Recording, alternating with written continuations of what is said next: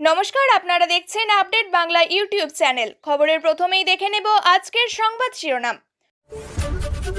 ওই দুই অভিযুক্তকে পুনরায় গ্রেপ্তার করুন, সিবিআইকে নির্দেশ হাইকোর্টের। তোলপাড় রাজ্য। মুখ্যমন্ত্রীর নির্দেশে ভুতুড়ে ভোটার ধরতে দুয়ারে মন্ত্রী, বাড়ি বাড়ি গিয়ে মিলিয়ে দেখলেন তালিকা। তৃণমূল ভবনের বৈঠকে অনুপস্থিত অনুব্রত, বীরভূম নিয়ে বার্তা দলের। ওদের মারলে তো খুঁজে পাওয়া যাবে না, যাদবপুর নিয়ে কি বললেন মদন মিত্র। ভবানীপুরে পার্টি অফিস খুলছে শুভেন্দু।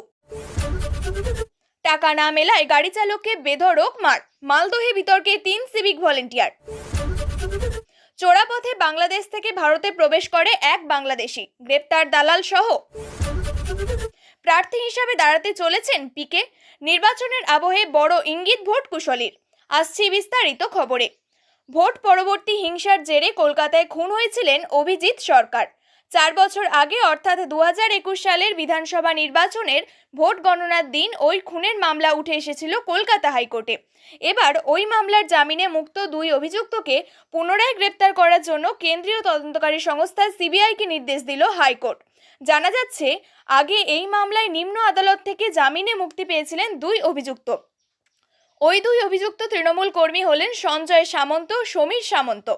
এদিন নিম্ন আদালতে সেই নির্দেশ খারিজ করে দিয়েছেন কলকাতা হাইকোর্টের বিচারপতি শুভ্রা ঘোষ। প্রসঙ্গত, 21-এর বিধানসভা নির্বাচনের পর রাজ্য জুড়ে একাধিক হিংসার ঘটনা ঘটেছিল। ওই ঘটনায় স্বতঃপ্রণোদিতভাবে সিবিআই তদন্তের নির্দেশ দিয়েছিল হাইকোর্ট। আদালত সূত্রের খবর, নিম্ন আদালতের নির্দেশে গত বছরের 21শে আগস্ট জামিন পেয়েছিলেন দুই অভিযুক্ত। এরপর নিম্ন আদালতের ওই নির্দেশকে চ্যালেঞ্জ করে কলকাতা হাইকোর্টের দ্বারস্থ হন অভিজিতের পরিবার। মামলা চলাকালীন মামলাকারী পক্ষের আইনজীবী ময়ূখ মুখোপাধ্যায় আদালতে জানিয়েছেন, অভিযুক্তদের বিরুদ্ধে 302-এর খুনের মামলা থাকা সত্ত্বেও নিম্ন আদালত তাদের জামিন মঞ্জুর করে দিয়েছে। এরপরেই এদিন নিম্ন আদালতে ওই নির্দেশ খারিজ করেছেন বিচারপতি শুভ্রা ঘোষ। ভোটার তালিকা নিয়ে বৃহস্পতিবার দলের গুরুত্বপূর্ণ বৈঠকে দেখা যায়নি অনুব্রত মণ্ডল ওরফে কেষ্টকে। বৈঠকে দলের তরফে স্পষ্টভাবে জানিয়ে দেওয়া হয়েছে, বীরভূম জেলা তৃণমূলের যাবতীয় বিষয়ে সিদ্ধান্ত নেবে কোর কমিটি। ভুয়ো ভোটার ইস্যুতে কয়েকদিন ধরে সরগরম বাংলার রাজনৈতিক মহল। ওই সূত্রেই ভুয়ো ভোটার খুঁজতে সুস্পষ্ট বার্তা দেওয়া হয়েছে তৃণমূলের পক্ষ থেকে। এই বিষয়ে বৃহস্পতিবার তৃণমূল ভবনে একটি বৈঠক ডাকেন দলের রাজ্য সভাপতি সুব্রত বক্সী। বৈঠকে বীরভূম জেলা তৃণমূলের কোর কমিটির সদস্যদের উপস্থিত থাকার বার্তা আগেই দেওয়া হয়েছিল, কিন্তু দেখা গিয়েছে বৈঠকে আসেননি অনুব্রত মণ্ডল, চন্দ্রনাথ সিনহা ও সুদীপ্ত ঘোষ। 27শে ফেব্রুয়ারি তৃণমূল নেত্রী মমতা বন্দ্যোপাধ্যায় ভোটার তালিকা নিয়ে বেশ কিছু বার্তা দেন। তারপর বৃহস্পতিবারের বৈঠকটি ছিল সব থেকে গুরুত্বপূর্ণ, আর সেখানেই অনুপস্থিত কেষ্ট। এ নিয়ে বিস্তর চর্চা শুরু হয়েছে তৃণমূলের অন্তরে। জেলায় অন্য কাজে ব্যস্ত ছিলেন বলে আসতে পারেননি বলে দাবি করা হয়েছে। তবে বীরভূম জেলার তরফে ওরফে বৈঠকে ছিলেন আশিস বন্দ্যোপাধ্যায়, অভিজিৎ সিংহ, কাজল শেখ, বিকাশ রায়চৌধুরী প্রমুখ। সূত্রের খবর, দলের রাজ্য সভাপতি সুব্রত বক্সী জানিয়ে দেন, কোর কমিটির সিদ্ধান্তেই চলবে বীরভূম জেলা তৃণমূল কংগ্রেস। তাই ভোটার তালিকা স্ক্রুটিনির কাজে রাজ্য থেকে বীরভূমে কাউকে বিশেষ দায়িত্ব দিয়ে পাঠানো হচ্ছে না। অন্যদিকে বীরভূম জেলার একাধিক নেতা কোর কমিটির বৈঠকে দ্রুত চান। তাদের দাবি, সকলের উপস্থিতিতে আলোচনার মধ্যে দিয়েই গৃহীত হোক যাবতীয় সিদ্ধান্ত। যাদবপুর বিশ্ববিদ্যালয়ের অস্থিরতা নিয়ে এবার বামপন্থীদের বড় হুঁশিয়ারি দিলেন তৃণমূলের কালারফুল বয় মদন মিত্র। কামারহাটির বিধায়ক বলেন, দলনেত্রী মমতা বন্দ্যোপাধ্যায়ের নির্দেশে দলের নেতা কর্মীরা চুপ রয়েছেন, কিন্তু নকশাল, এসএফআই, সিপিএম, কংগ্রেস যাদবপুরে সব এক হয়ে যেভাবে বিপজ্জনক রাজনৈতিক খেলা খেলছেন, তাতে তো এরপর দলের কর্মীদের আটকে রাখা যাবে না। ঘটনায় আগেই বাম ছাত্র সংগঠনকে হুঁশিয়ারি দিয়েছিলেন রাজ্যের মন্ত্রী অরূপ বিশ্বাস, সাংসদ কল্যাণ বন্দ্যোপাধ্যায়, সৌগত রায়রা। এদিন এ বিষয়ে মুখ খুলছেন ব্যারাকপুরে তৃণমূল বিধায়ক তথা পরিচালক রাজ চক্রবর্তীও। রাজের কথায়, 2 মিনিট সময় লাগবে, আমাদের পার্টির লোকেরাও উগ্র হতে পারে। এবার যাদবপুর প্রসঙ্গে কড়া প্রতিক্রিয়া মদনেরও। বামেদের অতি বার বেরো না পরামর্শ দিয়ে মদন এও বলেন, তৃণমূল মানেই তো একটা সমুদ্র, ঢেউয়ের পর ঢেউ। এই ঢেউকে বামপন্থীরা যেভাবে খেপাচ্ছেন, এরপর হাতে পায়ে ধরে তৃণমূলের ঝান্ডা ধরা ছাড়া ওদের আর কোনো উপায় থাকবে না।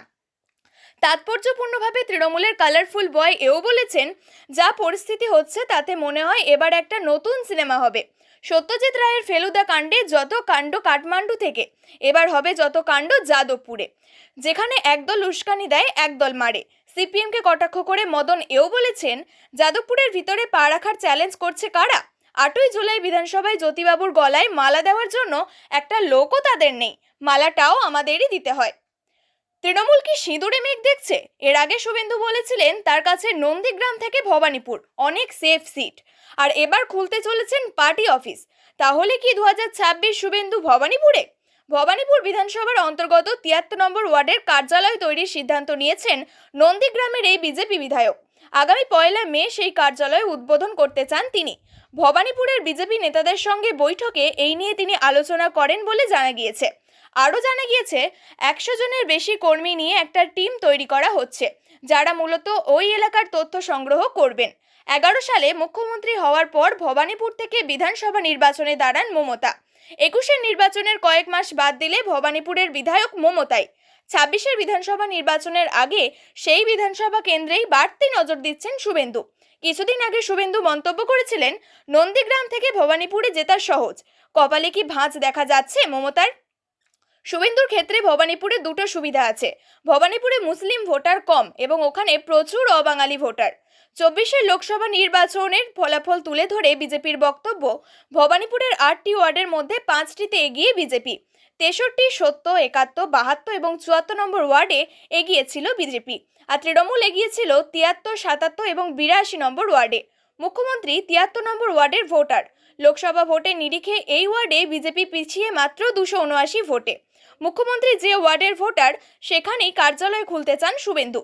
সুতরাং বলাই যায় ভবানীপুরে খেলা জমে গেছে। এবার ফের বিতর্কে সিভিক ভলেন্টিয়ার। কাঠগড়ায় মালদহের হরিশ্চন্দ্রপুরের 3 সিভিক ভলেন্টিয়ার।